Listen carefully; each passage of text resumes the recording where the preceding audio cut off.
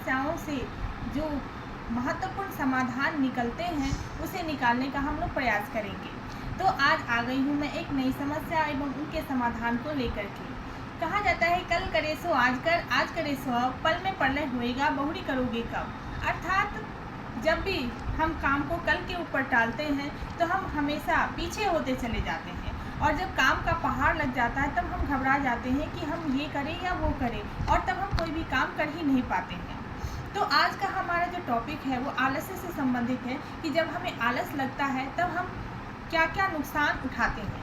तो हमारे पिछड़ने का जो सबसे बड़ा कारण होता है वो आलस्य ही होता है।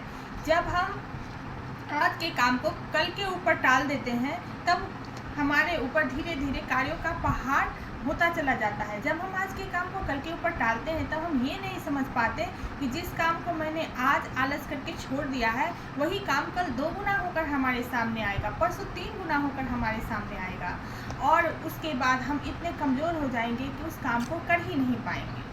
आलस्य एक ऐसा शत्रु है जो अच्छे खासे व्यक्ति का जीवन बिगाड़ देता है, क्योंकि वो हमें इतना पीछे कर देता है कि न सिर्फ कार्य में हम पीछे हो जाते हैं बल्कि हम उत्साह से भी बहुत पीछे की ओर चले जाते हैं। हमारा उत्साह समाप्त हो जाता है, हमारी महत्वाकांक्षाएं टूटने लगती हैं क्योंकि हम अपने जीवन में पिछड़ने लगते हैं।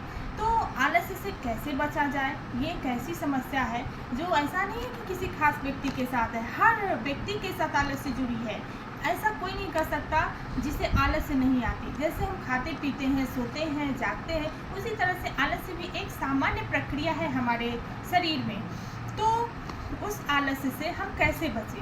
तो आलस्य को 100% हम नहीं हटा सकते, लेकिन उसे हम कंट्रोल कर सकते हैं, उसे अपने नियंत्रण में रख सकते हैं। और आलस्य को नियंत्रित करने के लिए आवश्यक है कि हम उस पर नज़र रखें। जो भी हमारे लिए बहुत महत्वपूर्ण काम है उसकी हम सूची बना कर रखें, और सुबह उठने के साथ ही सबसे पहले उन कार्यों का संपादन करें जो हमारे लिए सबसे महत्वपूर्ण है। जब हमारा सबसे महत्वपूर्ण कार्य संपन्न होता है तो हमारे मन में बहुत आनंद आता है, हमारा मन प्रसन्न होता है, और फिर छोटे छोटे जो कार्य होते हैं उसे भी करने के लिए मन उत्साहित होता है।